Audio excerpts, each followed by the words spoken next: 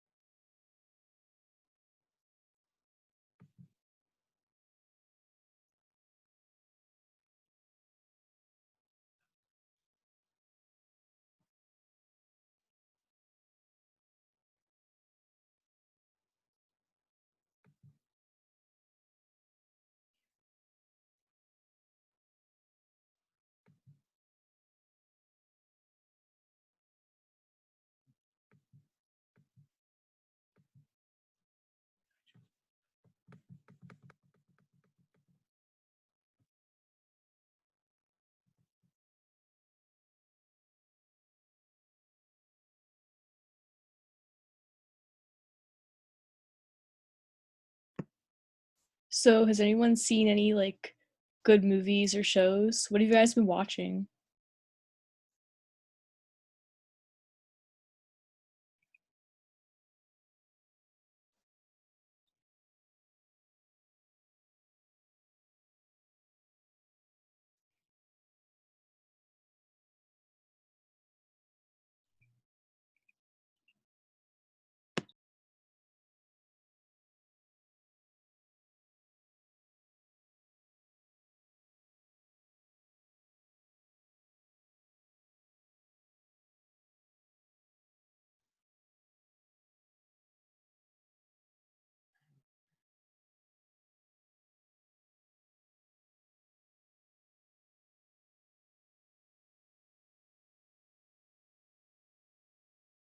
Can you guys hear me? Somebody, oh, you can't respond. All right, wait, hold on. Give me a second. You can hear me, but you can't see me. Okay, why can't you see me? What did I do? All right, give me 1 second.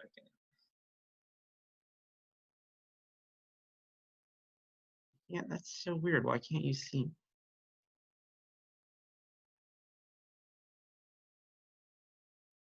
Maybe because I was in that other meeting and that was using my webcam. All right,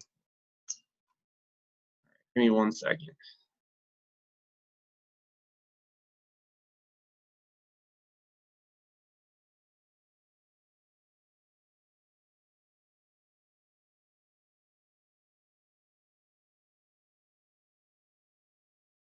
Can you see me now? Yeah, I think you can see me. Okay, let me just remember how to make you guys be able to talk. Okay, so you guys can see me, you guys can hear me, and now you can talk. So how's everybody doing? Good. Yo, what's up, Alex? Alex has Good. decided to come back to high school. I had to leave in like 20 minutes because I got class with it. So if you guys want to, you can You can make yourself visible if you want. Right? Oh, you I'm can eating Cheerios. I don't think anybody Okay. wants to see that. if you look presentable. All right, so I'm going to today just kind of talk about what we're doing this week, introduce the new unit, and I'm going to go over a little bit of what. Oh my gosh, my dog is going crazy. What kind of dog do you have?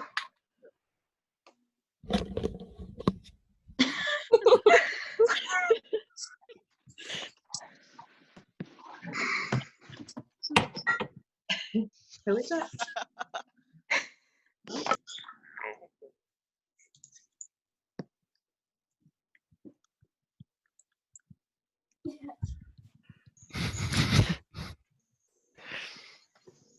All right, sorry about that. Okay, so I'm going to share my screen here so that you can kind of see what I'm doing. Okay.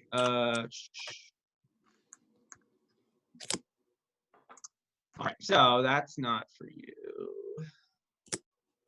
There. Okay, so again, I have in Classroom everything kind of on here. So I posted a couple of assignments. This one is due tonight, the introduction. No, this one is due tonight, pathogens and how they spread, readings and questions. Okay, that's kind of short. It's just a few questions with a reading. And then this introduction to pathogens, web quest, it isn't too long either. It's only a couple of pages, but I think you'll find that kind of interesting. So if we look at the weekly overview from this week, tried to kind of organize this a little bit more per day for you. So today's Thursday, and again, the assignments are here. No video class tomorrow, but there are a couple assignments in there. Did the quiz, was everybody okay with that quiz yesterday? Yeah. Yeah. Mm-hmm. I guess it was fine. I mean, 20 questions on Google Forms, but yeah. All right, let me go through then and we'll start on this next unit. So the notes are available for you, so you're more than welcome to get rid of this.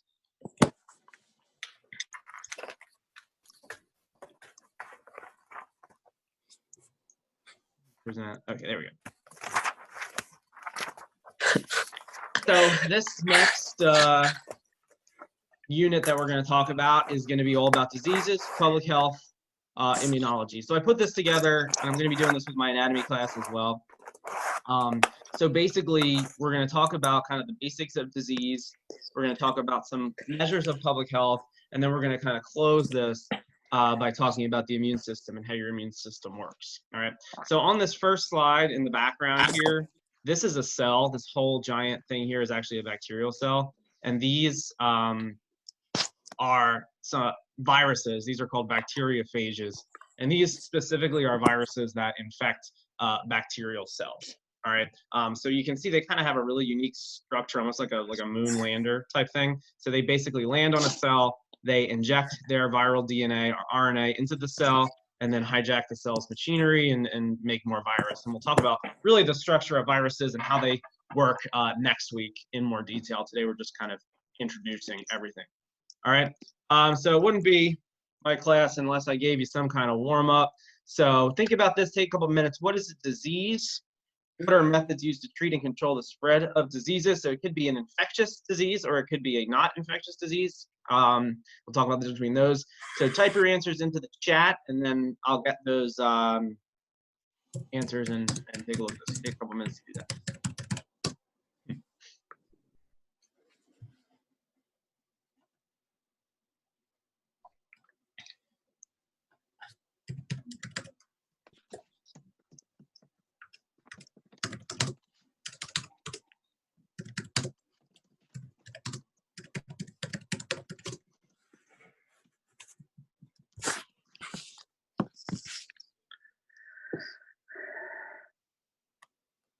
All right, so what do we got? Got a couple people in here now. You get shots. Good. Vaccines, antivirals. So what is a disease? Anybody type in like what you think a definition would be if you had to give a definition, basically what everyone else said.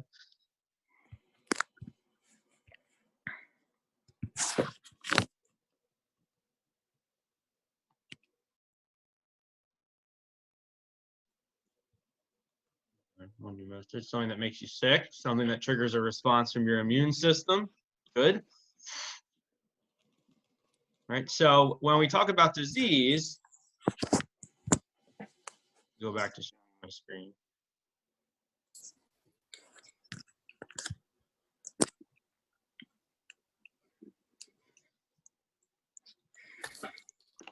Okay.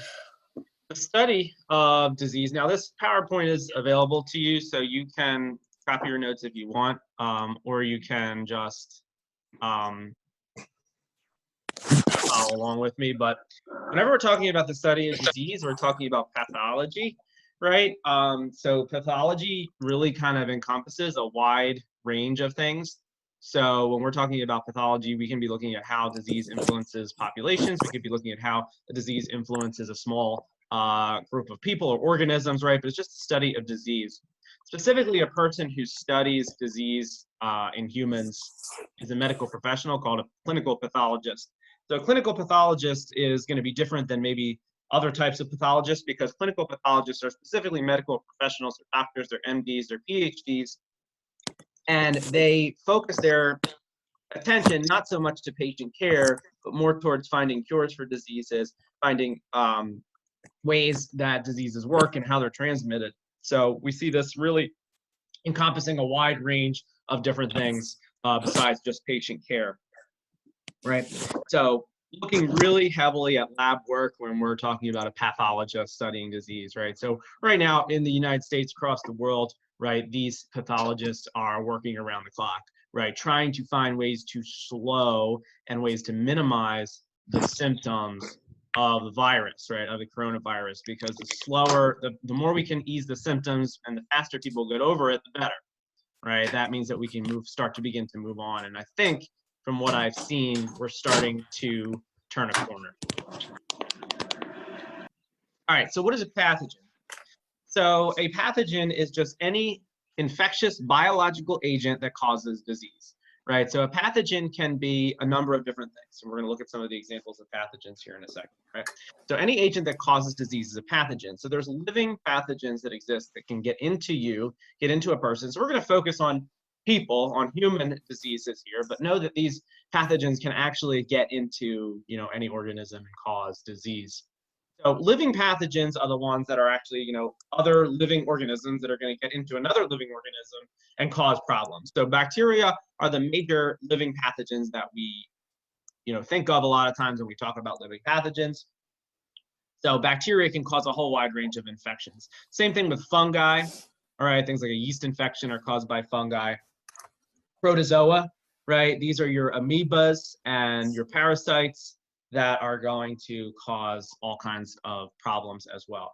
Okay, so these are living pathogens. They're living organisms that get into something. They feed off of that living thing. They secrete toxins and they cause a lot of problems. All right. Non-living pathogens, right, are viruses. Okay, also prions, viroids as well, kind of go in this category. We're going to really focus on viruses. Prions are, we're not going to spend a whole lot of time on them. An example of a disease that's caused by a prion is mad cow disease, and I'll talk about more what a prion is later, but it's essentially just a piece of abnormal folded protein. But a virus is not considered to be a living entity. It's made up of biological compounds. It's made up of DNA or RNA and protein, but it is not considered to be a living thing. A virus is unable to reproduce on its own. It needs to find a living host cell, hijack its material, and replicate its DNA that way. So viruses, based on our current definition of life, are not considered to be living things, but they do exhibit many qualities of living things. So kind of interesting. They evolve, they reproduce, but they require, you know, a host to do that. Okay, so you've all seen this, I would think, unless you've been literally living in a cave. So this picture of the coronavirus, we're going to talk about the different parts of a virus next week, right? It's got this protein code. It's got these little knobs all around the outside of it that allow it to hook onto cells and invade them. Okay. Here we're looking at a protozoa. This could be any kind of intracellular parasite. So this one is, I think, Trichomoniasis plasmodium is the name of this parasite, so it gets into your blood. Okay, so this would be an example of protozoa parasite. Also, acanthamoeba is another one that's a protozoa that's a living pathogen. So acanthamoeba is a lot of times in like lake water, and you find it. It can sometimes go up your nose and go into your brain, and it's sort of bad news.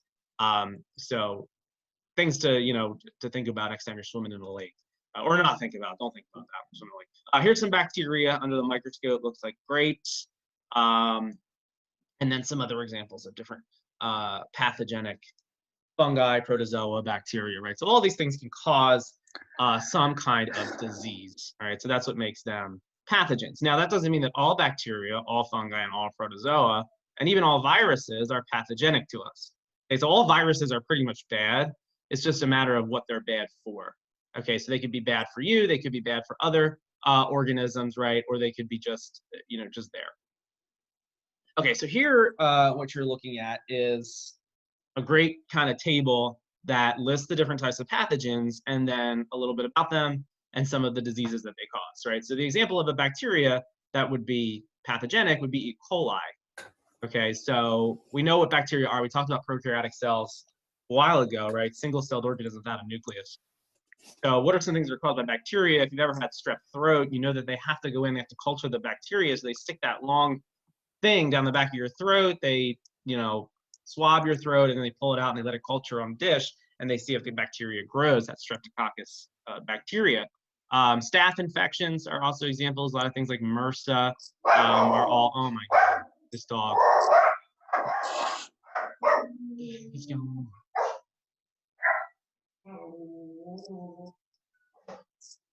You know what it is? There's somebody outside. My neighbor's getting like their house, their siding redone, and every time somebody walks by, he like loses his mind. All right, anyway, so viruses, herpes simplex virus is an example of a virus. And this virus specifically, most of us have the herpes simplex 1 virus already inside of us. So if you've ever gotten like a cold sore, that virus is kind of latent and it sits in your cells. And when it sits in your cells, can we see your, yeah, maybe later, Steve. But we'll see that this virus is going to sit in there in your cells, and then it'll ultimately come back out again. Other diseases that are caused by viruses: AIDS, chicken pox, spelled wrong, smallpox, genital warts, right? All kind of nasty things that you don't want. Fungi, the death cap mushroom causes disease, right? A lot of these are poisonous. They secrete toxins inside of you, right? But other fungi, ringworm, athlete's foot, if you ever had these, right? These are not fun to have. And then protozoa, we talked about, these are going to be your single-celled organisms. They're going to be parasites, and they're going to cause a whole slew of potential issues. Okay. All right, here's some examples of specifically protozoa infections that are caused, right? So I talked about amoebic dysentery, right? Acanthamoeba is a different one than that, but amoebic dysentery, this causes really bad diarrhea. The problems with things like these, amoebic dysentery was kind of a major problem in terms of diseases and public health before we had adequate sanitation and adequate toilets, because people would just have this disease and then they would go to the bathroom out in the middle of the road, and then that would get into the water supply, and that was really bad news, right? So we don't see this amoebic dysentery in the modern world, in the developed world, I should say, as often as we see this happening in the third world. Okay, and a lot of these protozoan diseases caused by bacteria, or I'm sorry, caused by protozoa, caused by parasites, are going to have this fecal route. So if you don't wash your hands, it ends up, after going to the bathroom, it ends up contaminating somebody else. So Giardia is another example of that. So I'm not going to ask you specifically about these types, but I will ask you specifically, if you give you some examples, like in a multiple choice question, you should be able to recognize that. Again, we're looking here at probably quizzes being online for the next couple of weeks. So, there's not a whole lot of memorization that you have to do. You just need to know where to find the answers to things. All right, any questions on any of that so far? No? All right. So let's talk specifically about what a disease is, right? So what is a disease? Well, a disease is going to be anything that's going to impair your normal body function, right? So your body is always in this delicate balance, right? It's always in a state of, keeping everything the way it should be. We call that balance, it's homeostasis, okay? And any disruption of homeostasis is a disease, right? So when we talk about disease, when we talk about any of this happening, this normal body function impairment, then it is a disease. So there's two major types of diseases. We've got infectious diseases, which are caused by pathogens. So the common cold is an infectious disease. It's caused by a virus. Okay, COVID-19 is an infectious disease. It's caused by one of the coronaviruses. Malaria, influenza, again, these are all things. Malaria is caused by a parasite. Influenza is caused by a virus. So these are all things that you can catch, right? So if you think about it, is it something that I can catch from somebody else that's infectious? Okay. Whereas there's other diseases that are not infectious, right? So non-infectious diseases, still major public health concerns, right? But they're not going to spread from person to person.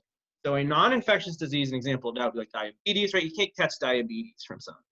Cardiovascular disease, you can't catch that from somebody, right? Most, when we're talking about cancers, unless the cancer itself can be caused by an infectious disease. So for example, cervical cancer is caused by human papilloma virus, right? But you can't catch cervical cancer, so it's considered a non-infectious disease, whereas the virus that causes it, HPV, is in fact infectious. Okay, so that's the difference there. Both of these are looked at differently from a public health standpoint. Okay, we're talking about diseases that only last a short time. So COVID-19, the common cold, influenza. These are acute diseases. You have it for a period of time, and then ultimately it will, through treatment or through your body's own defenses, you'll start to lose that disease. Okay? Chronic diseases, on the other hand, go long-term. So a chronic disease would be diabetes, cardiovascular disease. Anything that you're going to see happening that you have to treat for a long period of time would be an example of a chronic disease. All right, so usually we see these chronic diseases being more non-infectious, but not always.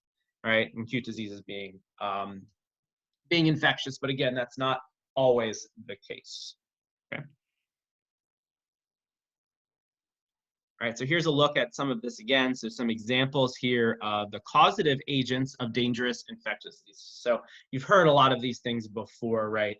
So what causes the disease? So for example, we're going to talk about HIV next week as an example of a retrovirus, and HIV is the virus, and the disease it causes is ultimately AIDS. Okay, and then something else will get you once you have AIDS, but we'll talk about that more next week. Okay, the plague, we'll talk about that as well, caused by Yersinia pestis, this bacteria, right? Meningococcus causes meningitis, right? So we're going to see these. The Ebola virus causes Ebola. So all different types of causative agents cause infectious diseases. So how do we prevent infectious diseases, right? Wash your hands, obviously. You've been seeing a lot of that lately, the washing your hands advertisements and things like that.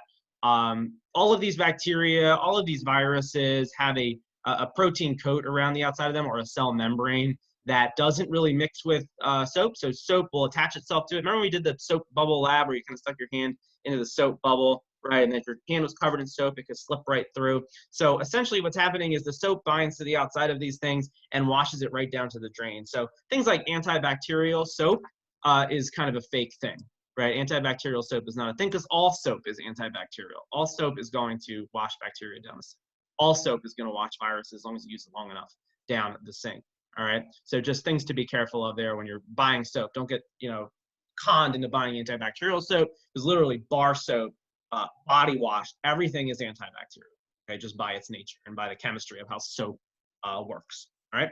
Again, here's some other examples of infectious diseases caused by biotic pathogens. Abiotic diseases and non-infectious diseases here are going to be anything that's not going to be transmitted or contagious.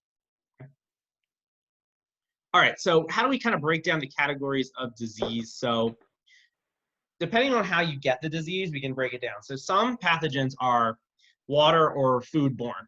All right, so if we're talking about Giardia, which is or amoebic dysentery, right? Those are things that are in the water. So if you boil the water, you're fine, right? Also, like any kind of food poisonings, things like that are foodborne, right? So that's a food or waterborne pathogen. Okay. Bloodborne pathogens are carried in blood or other bodily fluids. If anybody here's an EMT or a lifeguard or something like that, you've probably taken classes in bloodborne pathogens and you've seen kind of how these things work. All right, bye, Alex.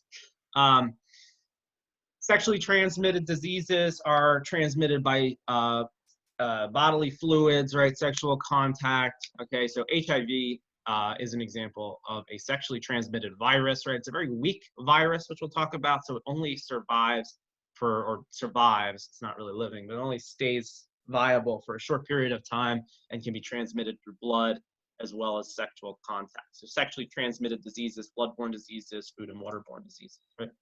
Zoonotic are carried by animals. So zoonotic diseases, like the coronavirus, like most viruses, influenza, have an animal source, which we're going to talk about how that happens and how these viruses actually make the jump from animals to people. And it has to do with close contact in some way. So anytime you see close contact with animals and people, you're going to see the virus jumping. Airborne are going to be ones that, you know, when you now keep in mind with airborne viruses, sometimes we get this kind of false idea that these viruses are just out floating in the air and they're ready to attack us. And that's not necessarily the case. So when we talk about airborne viruses, we're talking about ones that can be in the air for a short period of time through a sneeze or a cough, and they kind of linger in the air before they fall to the ground. So these ones are going to be affecting the respiratory tract because these viruses have adapted to kind of cause you to sneeze and to cough and to want to push more virus out to get that virus, little virus babies out to attack other people. So airborne viruses, when you sneeze, that virus will stay in the air for a short period of time, but then viruses are matter. They're going to be acted on by gravity, and gravity is going to ultimately pull them down to a surface, right? Now, how long a virus can stay on a surface and still be infectious depends on the virus.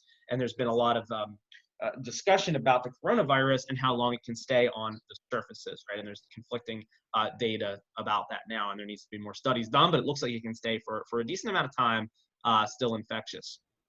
All right, so we'll get into this more next week. We talk about viruses, but essentially close contact with animals will lead to these zoonotic diseases being transferred.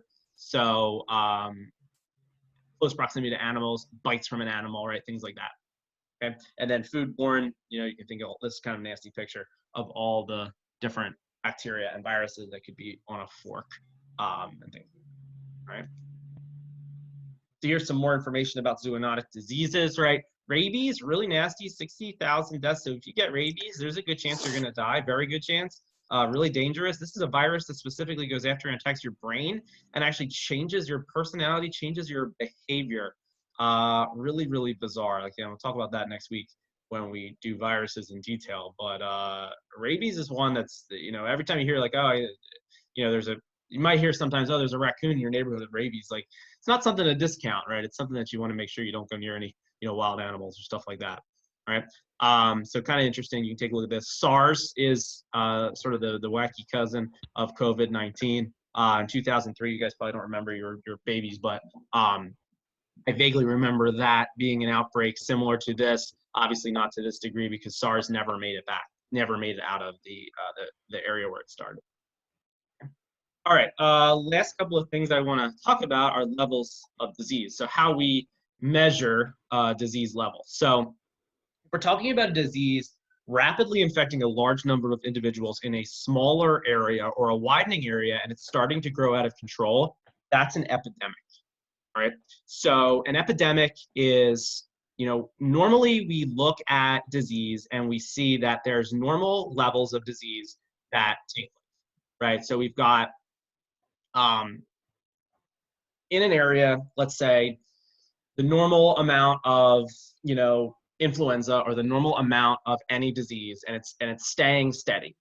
But then all of a sudden, there's a huge spike, let's say, in a certain disease in an area. That's an epidemic, right? That's abnormal and it's affecting an area. So an epidemic can be in any population. So let's say in our school, for example, you know, the cafeteria lady had hepatitis, right? And she didn't wash her hands and she had a bloody nose all over your grilled cheese or whatever. And you didn't know because, you know, you eat that with what's that? Tomato soup, right? So you couldn't tell that she had a nosebleed. And this is a horrible, gross example. I'm sorry. But anyway, we didn't know, and everybody in the school got hepatitis from this cafeteria lady's bloody nose. That would be an epidemic, right? That would be cause for alarm, and that could be very easily traced back to this cafeteria lady, right? So that's an epidemic. Now, that's not going to turn into a pandemic because unless, you know, you didn't know we had it and went out to a bunch of other places and infected other people, but that's going to stay contained in our school. But that's an epidemic that would need to be addressed right away so that we could get the person out of there that was causing the infection. Now, a pandemic is what is going on with the coronavirus because it is spreading to large areas uncontrolled. So it's going from different countries to the whole world. Right. So a pandemic, again, can be just a country or it can be the whole world. Okay? So the Spanish flu, which was a pandemic, which you may have been heard about, they're kind of talking more about pandemics and stuff on TV. The Spanish flu, 1918, 1919, caused about 50 million deaths. So really devastating pandemic around the world, Spanish flu. Okay? Now, this condition that we've got usual numbers of diseases is endemic. So there's endemic levels of flu, there's endemic levels of cold, of everything, right? So that's like the normal level, that's a so we could say that the flu is endemic, right? The flu numbers are definitely high, right? There's a lot of people get the flu every year. It's kind of infectious in terms of what it spreads. But it's endemic. Those levels are not changing. We're not seeing a huge spike in the flu, right? So that's why, you know, some people make the comparison. Well, if we look at the numbers of coronavirus compared to the flu, they're still a lot less, and that's definitely true. But those flu numbers are endemic, right? We already have data that suggests that those are normal numbers, right? An epidemic of any disease is a new disease, right? And we want to stop sort of the spread of a new disease because we don't have any innate immunity to that, which we'll talk about that. Okay. So again, epidemic, event in which disease is actively spreading, pandemic, geographic spread to an entire country, ultimately maybe the entire world. All right, does everybody understand that distinction there? So you guys are going to do an activity next week, I think Monday, Tuesday, where you're going to actually look at the different epidemics and how they affected the world. Right. So, or different pandemics, I should say. Sorry, not epidemics. There's been tons of epidemics, but not too many pandemics. Right. So we're right here, right? Novel coronavirus, COVID-19 down there. Okay, with the number of what is this? I think this is the number of dead at that time. This was at the time. So this was on March 17th. This graphic was put together, right? So, but if we look back, there's been lots and lots of different pandemics, right? You consider the HIV/AIDS pandemic to be still going on, right? What makes HIV/AIDS like less scary than some of these others is that, you know, you can really control for how you get HIV pretty easily. We look back at some of these different plagues, right? And you can see the amount of people that died. So this is kind of interesting, I think, to take a look at. If you go back to the Black Death, the bubonic plague in 1347 and 1351, we're looking at 200 million people dying, right? So this was caused by a bacteria. Now we have antibiotics, so bacteria don't tend to be an issue. Now we start to see flus and viruses being more of our endemic issues, right? Because we don't have antibiotics to treat those, right?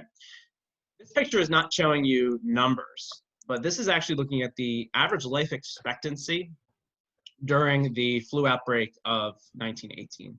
So look at how life expectancy. So this was normal life expectancy then, which is still in the early turn of the century, it was like 52, right? Which is crazy. Think about it. And then it was growing to like 55. Then that flu hit, and most people were dying before 40, right? And since then, our life expectancy has steadily gone up, right? But this, you can really see, you know, how many people were affected by this virus and how serious it was, right? You can see kind of all these tents and things like that, all right?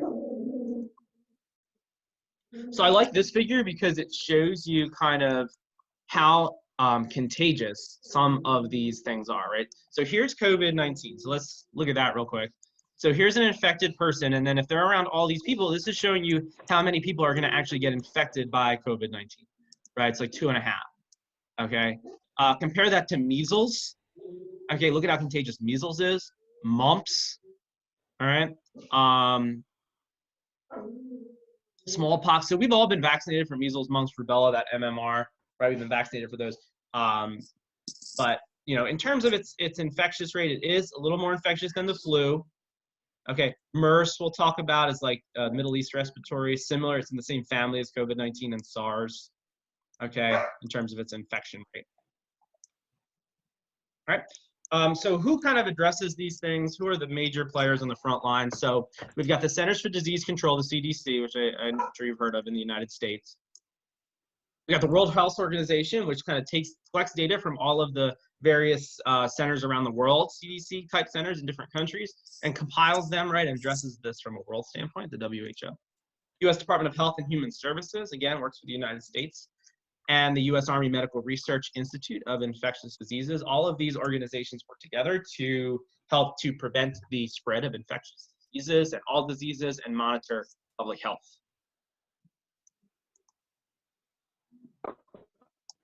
So the study of all of this stuff is epidemiology, and if anybody is thinking, you know, pre-med someday, you will have to take courses in epidemiology, and they're horrible. But it's interesting. It's just a lot of complicated mathematical calculations and things like that, right? So I tend to like epidemiology, but I don't. Can I go back to which? The PowerPoint's on. If you need to look up anything, you can click onto it. But in terms of epidemiology, right, we're studying. You don't have to write down all this if you're writing down with me, but the study of the distribution, determinants, causes, and risk factors, health-related states and events, not just diseases, right? So this can be any kind of health conditions in specified population. So it could be a neighborhood, it could be a school, it could be a city, it could be state, it could be the globe, epidemiology. So it's just whatever population we're looking at. So if we're looking at our school population, right, we could be looking at the epidemiology of our school. When I was in high school, there was an outbreak of neurovirus when I was a sophomore at Washington Township, and it was everybody got really sick, their stomach ache, throwing up, and it was, I don't know what it was, I didn't find out what it was traced to. I'm sure they found out what it was traced to, but maybe it was a dirty cafeteria lady, who knows. But I think that I remember everyone getting sick. I remember I didn't get sick, but that was an example of an epidemic and had to be studied just in that population. All right. So this kind of, you can go on to this if you want to. The link again is on the, I'll show you how to access this PowerPoint. So this is kind of cool to solve the outbreak. It's not a required assignment or anything like that, but if you're kind of interested in this stuff and studying diseases, you should probably, maybe check it out because it is kind of cool. Basically, it takes you through a different case and you kind of solve the case. Okay, and there's different things that the epidemiologists look at, right? They look at different studies, they look at ecological studies, case series, case reports, case control studies, right? And that's how they organize their data to make informed public health decisions. All right, last thing, and you've probably heard a lot of these terms. If you're watching the news, you've heard some of these terms, so I just want to make sure that you're familiar with that. So when we look at conditions of risk, right, measures of risks to the population, right? So the condition of being dead or alive is mortality, right? So when we measure mortality, that's how many kind of dead people there are, right? So when we look at mortality rate, a high mortality rate is a bad thing, right? You don't want a high mortality rate. You want a low mortality rate. You want a low condition of being dead, right? Morbidity is different than mortality because morbidity is the condition of being diseased or unhealthy. So mortality versus morbidity are two major epidemiological measures of risk that are looked at.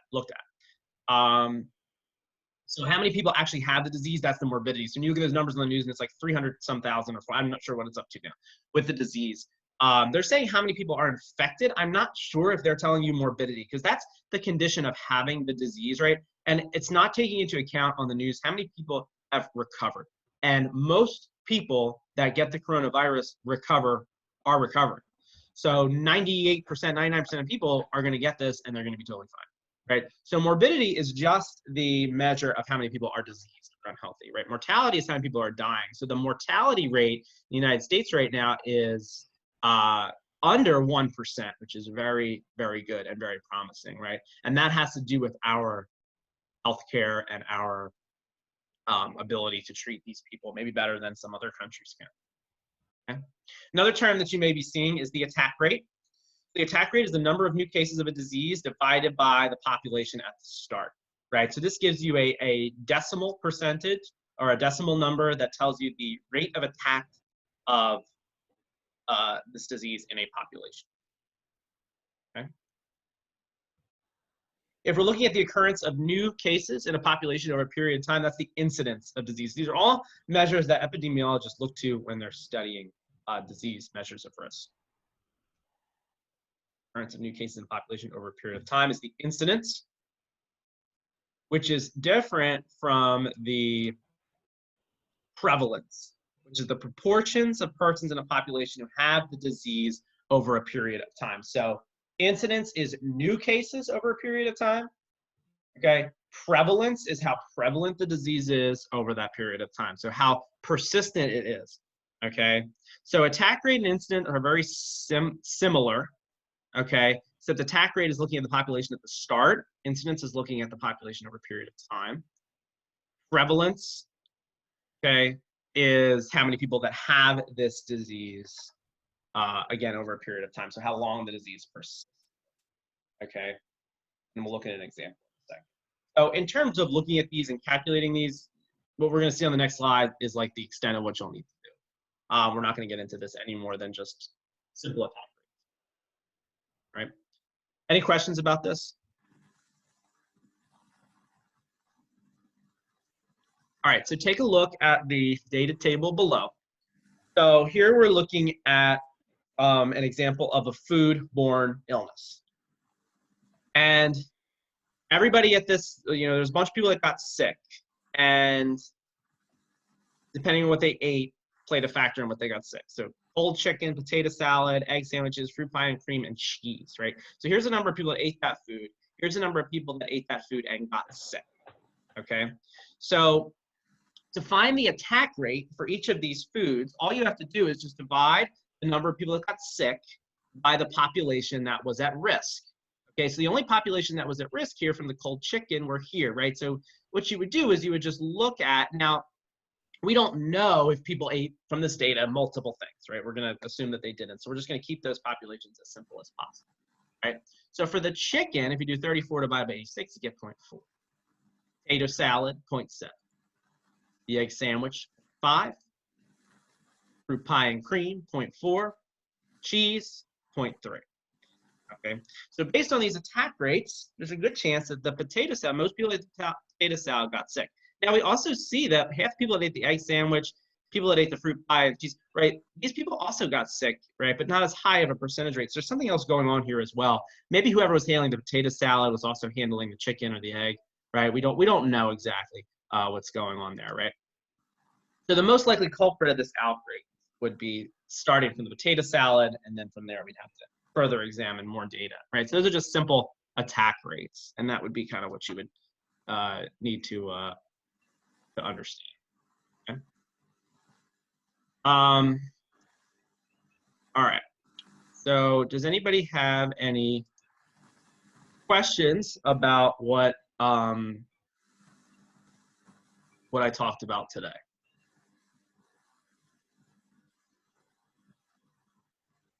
So, great. If there's no questions, I hope that you guys are doing really well. Okay, some of you I can see are on mute, some of you aren't. If you have any questions about assignments or anything, I would be happy to answer those. How has the workload been okay for everybody, I guess, for this class? I don't know what your other teachers are doing. It's been like pretty good. Mhm. So like I said, I'm not sure like what everybody else is doing in terms of work. I don't want to overload you with stuff. I decided to do this unit because I think this is going to be the most interesting thing to learn about right now. Different. So, a lot of people got into this. I didn't even know. Interesting. Who is Hemal Patel? She's going back to India? Oh, and then she, how about that? All right. Well, so tonight, guys, I don't know what that. So tonight, you guys have a short reading, like I said, on pathogens and some questions to submit to Google Classroom. And then I think you'll find that web quest really interesting. It's got some virus things to look at. It's only a couple pages, it's not long. So make sure you do that. That's not due till tomorrow night. And other than that, that's pretty much all I've got for you. I hope that, like I said, everybody's doing well. Try to get outside today. It's a nice day. Get out of the house if you've been kind of cooped up. All right. So have a good one. I'll see you guys next time. Have a good rest of your remote learning life. Bye. Bye. Bye. Bye. Bye. Have a good day.